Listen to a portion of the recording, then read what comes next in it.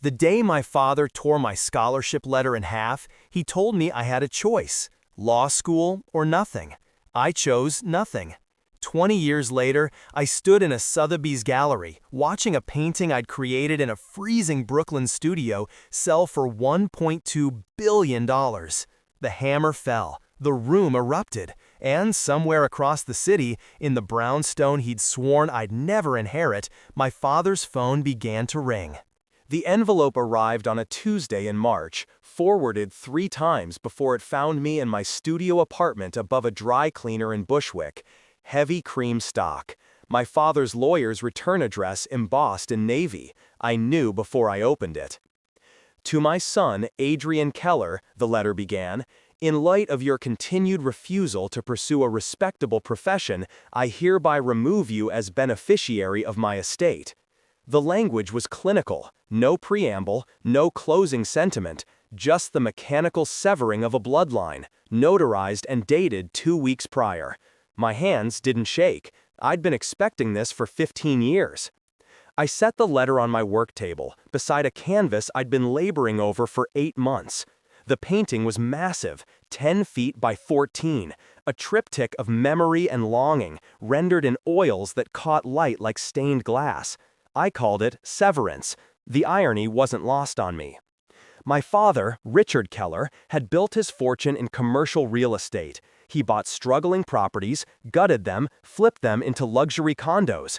He understood value only in terms of market price and return on investment. When I told him at 17 that I'd been accepted to the Rhode Island School of Design with a full scholarship, he'd pulled the letter from my hands and torn it cleanly down the middle. Art, he'd said, dropping the pieces into the fireplace, is a hobby for people who can afford to fail.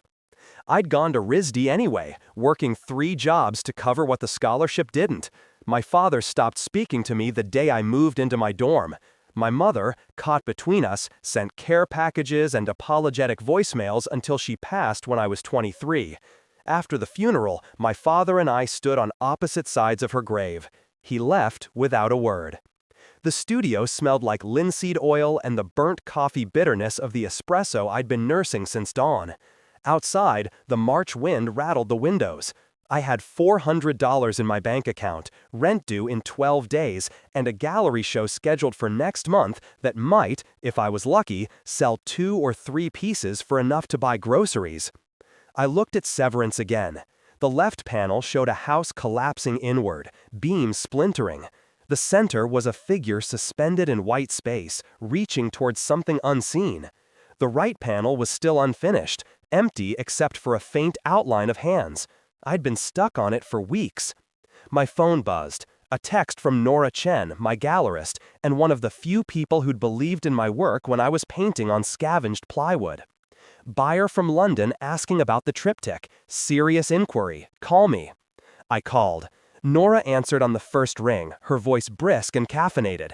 Adrian, listen, this isn't the usual tire kicker. She's a collector, major European circuit. She saw photos of Severance on Instagram and wants a private viewing before the show. She's flying in Thursday. It's not finished, I said. Then finish it, Nora replied. She's talking 6 figures if it speaks to her. That's enough to keep you afloat for 2 years. I hung up and stared at the blank panel. 6 figures wouldn't repair the severance between my father and me, but it might finally silence the voice in my head that sounded too much like his, the one that whispered I was wasting my life on beautiful, useless things. I picked up my brush and began to paint. Margot Wells arrived at the gallery on a Thursday afternoon dressed in a charcoal coat that probably cost more than my annual income. She was in her mid-50s, silver-haired and sharp-eyed, with the kind of poise that came from decades of knowing her opinion mattered. Nora had cleared the back room for the viewing, positioning Severance under soft overhead lighting that made the oils shimmer. Margot stood in front of the painting for 7 minutes without speaking. I watched her eyes track across the panels, left to center, center to right, then back again. Finally, she turned to me. "Tell me about the hands," she said, nodding toward the right panel, where I'd painted 2 sets of hands reaching toward each other across an impossible distance. One set was weathered, knuckles scarred. The other was younger, fingers stained with paint. They're trying to bridge a gap that might not be bridgeable, I said. The whole piece is about severance, and the hope, maybe foolish, that connection is still possible. Margot nodded slowly. I lost my son 8 years ago, she said quietly. Not to death, to silence. We haven't spoken since he told me he was gay, and I didn't respond the way I should have. She paused, her gaze fixed on the painting. This is the first thing I've seen that captures that particular kind of grief, the kind you carry when the person is still alive. The room felt suddenly smaller. Nora, standing near the door, caught my eye and gave a barely perceptible nod. I'll take it, Margot said, but I have a condition. I want you to create 2 more works in this vein, companion pieces exploring the same themes. I'll fund you for a year while you work. Studio space, materials, living expenses. In exchange, I get first right of refusal on everything you produce in that time. I opened my mouth, closed it. A year of financial stability? A year to focus solely on my work without juggling gig economy jobs and rationing paint? It felt like winning the lottery. One more thing, Margot added. I want to include your work in a group show I'm curating in Berlin next fall. Emerging Voices in Contemporary Narrative Painting. If it does well there, I'll introduce you to some people at Sotheby's who handle private sales for major collectors. I signed the agreement that afternoon. The first payment hit my account 3 days later, enough to cover 6 months of rent, new materials, and the kind of meals that didn't come from a bodega microwave. For the first time in my adult life, I called my father. The phone rang 4 times before going to voicemail. His recorded voice was clipped, businesslike. Leave a message. It's Adrian, I said. I wanted to let you know I just sold a painting for $200,000. I know you don't care, but I thought you should know I'm making a living doing exactly what you said was impossible. I paused. Mom would have been proud. I hung up before I could say anything I'd regret. Over the next 9 months, I painted like a man possessed. The companion pieces to Severance emerged slowly, painfully. Reconciliation, a diptych showing 2 figures meeting at a threshold, and Aftermath, a single massive canvas depicting a dinner table set for 2, 1 chair empty, light streaming through a window suggesting either dawn or dusk. Margot visited the studio twice during that period, always unannounced, always thoughtful. She never critiqued. She observed, asked questions, then left me to work. In June, she called to say the Berlin show had been moved up to September and that a curator from the Tate had expressed interest in attending. The Berlin opening was chaos, wine, journalists, collectors circling like well-dressed sharks. My 3 paintings anchored the central gallery. By the end of the night, Reconciliation had sold to a museum in Oslo, and a private collector from Singapore had purchased Aftermath for $350,000. I stood in the gallery after everyone left, exhausted and exhilarated. Nora, standing near the door, caught my eye with champagne. Sotheby's wants to talk, she said. They're interested in auctioning something major, something museum quality. I laughed. I don't have anything museum quality. Not yet, she said, but you will. I spent the next 18 months creating what would become The Weight of Silence. It was the largest work I'd ever attempted. A single canvas measuring 16 feet by 24, divided into 7 interconnected panels that could be displayed together or separately. The narrative moved left to right. A house in sunlight, a family gathered, a sudden rupture, years of separation rendered in increasingly abstract forms, and finally, 2 figures standing in an empty room, backs turned, inches apart but not touching. The painting consumed me. I rented a warehouse space in Red Hook to accommodate the scale. I worked 18-hour days, sometimes sleeping on a cot beside the canvas, waking at 3 in the morning to adjust a shadow or deepen a color. The work became a kind of exorcism.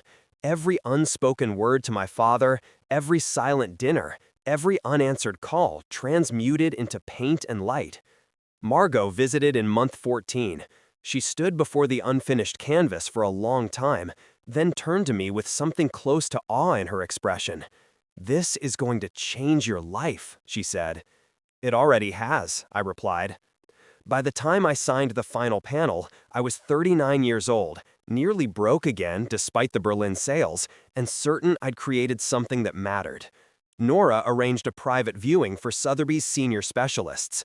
They arrived on a Friday in May, three impeccably dressed experts who photographed every inch of the painting, consulted in hushed tones, and finally asked if I'd be willing to consign it for their November contemporary art evening sale. "This has world record potential," the lead specialist, a woman named Dr. Eleanor Finch, told me. "The narrative scope, the technical execution, the emotional resonance, it's museum caliber. We'd estimate it at 20 to 30 million, but in the right auction climate, it could go significantly higher." I felt dizzy. 20 million? "Conservatively," she said, "there's been a hunger in the market for figurative work with this kind of depth. If we position it correctly, with the right collector interest, we could see a bidding war." The contract negotiations took 3 months. Sotheby's agreed to a reserve price of 18 million, the minimum bid they'd accept before pulling the work. The auction was scheduled for November 15th. They planned to tour the painting to Hong Kong, London, and Los Angeles before the New York sale, building anticipation. In August, my father had a stroke. My half-sister Emma, his daughter from a second marriage I'd only met twice, called to tell me he was in the ICU at Mount Sinai. "He's asking for you," she said, her voice uncertain. "I know you two aren't. I know it's complicated, but I thought you should know." I visited on a Thursday evening. My father looked smaller than I remembered, diminished by the hospital bed and the machines monitoring his vital signs. His eyes tracked to me as I entered. For a moment, neither of us spoke. "Adrian," he finally said, his voice raspy from the intubation, "I heard about the auction." "From Emma?" He shook his head slightly. "The Times. They did a feature. Former scholarship reject poised to break auction records. They mentioned me, what I'd said about your career choice." I sat in the chair beside the bed. "I didn't talk to them about you." "I know." He closed his eyes. "I read the article 3 times. They quoted you saying your work was about the cost of certainty, about what we lose when we can't imagine other people's choices as valid." He opened his eyes again. "That was about me, wasn't it?" "It was about a lot of things," I said carefully. He was quiet for a long moment. Then, "I was wrong. About the art, about you. I thought I was protecting you from failure, but I was really just afraid that you'd choose something I didn't understand, and I'd lose you." "You did lose me," I said, the words coming out gentler than I intended. "For 20 years." "I know." His hand moved slightly on the bedsheet. An invitation or a gesture of helplessness? I couldn't tell. "I don't expect forgiveness. I just wanted you to know that I'm sorry." I reached out and took his hand. His grip was weak but present. We sat like that for 10 minutes, the only sound the rhythmic beep of monitors and the muffled hallway conversations outside. When I left, Emma was in the waiting room. "Thank you for coming," she said. "He's my father," I replied. "That doesn't just stop because it's hard." The week before the auction, Sotheby's flew me to London for the final viewing event. The weight of silence hung in a private gallery, illuminated like a cathedral altarpiece. Collectors circulated with champagne, their murmured conversations a blend of appreciation and appraisal. Dr. Finch introduced me to a sheikh from Dubai, a tech billionaire from San Francisco, and a museum director from Tokyo. Everyone wanted to know the story behind the painting. I told them the truth, or at least a version of it. A son and father, estranged for decades, wrestling with pride and silence and the stubborn hope that love might outlast damage. I didn't mention that my father was in a rehabilitation facility in Manhattan, relearning how to walk, or that we'd spoken twice since his stroke, short, cautious conversations that circled around everything important. Bidding interest was already fierce. Dr. Finch told me privately that they had commitments from 6 serious buyers, with pre-auction estimates climbing toward 50 million. "It's rare to see this kind of energy," she said. "The market is ready for a new voice. Your story, the rejection, the perseverance, the reconciliation arc, it resonates. People want to be part of it." The auction was held on a Tuesday evening in Sotheby's York Avenue headquarters. I sat in the back row of the sales room, flanked by Nora and Margot. The room was packed, collectors, journalists, art advisors, curious onlookers. My painting appeared on the digital screen above the auctioneer's podium, broken into detail shots that showcased the brushwork and layered symbolism. Lot 47, the auctioneer announced, a British man named Simon Croft with the crisp enunciation of someone used to commanding attention. The Weight of Silence by Adrian Keller. Will open bidding at $20 million. A paddle went up immediately, a phone bidder. Then another in the room. The price climbed in $5 million increments, the auctioneer's voice a steady cadence as numbers flashed on the screen. 25, 30, 40, 50. The room buzzed with energy, heads swiveling to track who was bidding. At 70 million, 3 bidders remained. At 90, it was down to 2. A phone bidder represented by a specialist near the front, and an anonymous online bidder whose paddle appeared on the digital board. The increment slowed to 2 million. 92, 95, 100. Nora gripped my arm. Margot leaned forward, her face intent. 105 million, Croft intoned. Against you in the room, online bidder at 105 million. A pause. The phone bidder conferred with their client. Finally, a nod. 110 million. The online bidder countered immediately. 120 million. The phone bidder hesitated, then shook their head. Croft's gaze swept the room once more. Fair warning at $120 million. He raised the gavel. Selling at 120 million. The gavel came down with a crack that seemed to echo through my chest. The room erupted in applause. Nora was hugging me, saying something I couldn't hear over the noise. Margot had tears in her eyes. I sat frozen, trying to process the number. With buyer's premium, the final sale price would be $138 million. My share, after fees and commissions, would be just over $100 million. A journalist from the Times found me in the hallway afterward. How does it feel to go from disinherited to one of the highest-grossing living artists in a single night? I thought about my father, probably asleep in his facility room, unaware that the son he'd written off had just shattered records. I thought about my mother, who'd believed in me even when it seemed foolish. I thought about the years in the Bushwick studio, the ramen dinners, the doubt that woke me at 3 in the morning.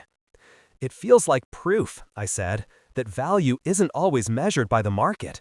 Sometimes it's measured by what you're willing to sacrifice to create something true. The quote made the front page. 3 weeks after the auction, I stood in the foyer of my father's brownstone in Brooklyn Heights, the house I'd grown up in, the house he'd sworn I'd never inherit. I'd purchased it from him for twice its market value, enough to cover his medical expenses and secure his care for the rest of his life. He'd insisted on selling it to me, refusing a gift. A transaction, he'd said, something clean. The house was exactly as I remembered. Oak floors, high ceilings, the library where he'd torn up my scholarship letter. I'd hired movers to clear his belongings into storage, but I'd left the library untouched. Now I stood in the doorway, looking at the fireplace where the torn envelope had burned.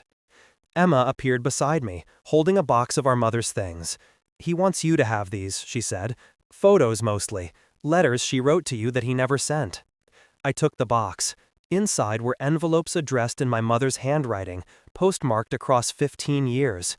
Letters about her garden, about books she thought I'd like, about missing me. My throat tightened. He read them all, Emma added quietly, after she died. He kept them in his desk drawer. I think he wanted to send them to you, but he didn't know how. I spent the afternoon reading my mother's words, each letter a small window into the life I'd missed. In the last one, dated a week before she passed, she wrote, I believe in your art, Adrian. I believe in you. I hope one day your father will see what I see, that making beautiful things isn't wasting a life. It's the whole point of having one. That evening, I visited my father at the rehabilitation center.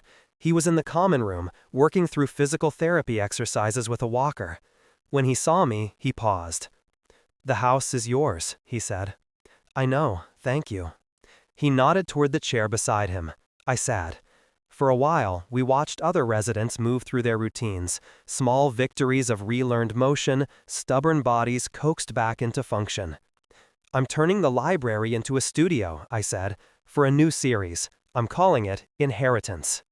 He looked at me, something like curiosity in his expression. "What's it about?" "What we pass down," I said. "The intentional things and the accidental ones, the gifts and the wounds." "Will I be in it?" "Probably," I admitted. "Is that okay?" He was quiet for a moment. Then, "I'd like to see it when it's done, if you'll show me." "I will," I said. We sat together as the winter light faded beyond the windows, two people who'd spent decades unable to speak, learning the grammar of reconciliation, halting, imperfect, but real. 6 months later, I opened Inheritance at a gallery in Chelsea. The series comprised 12 paintings, each exploring a different facet of familial legacy: memory, rupture, repair, grace. My father attended the opening in a wheelchair, Emma at his side.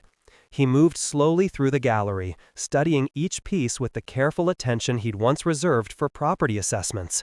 When he reached the final painting, a portrait of two men sitting in adjacent chairs, their faces in profile, almost but not quite looking at each other, he stopped for a long time. "That's us," he said. "Yes." "It's beautiful," he said, his voice rough. "You were right, about all of it." I didn't need him to say it was worth it. I didn't need vindication or apology beyond the ones already given.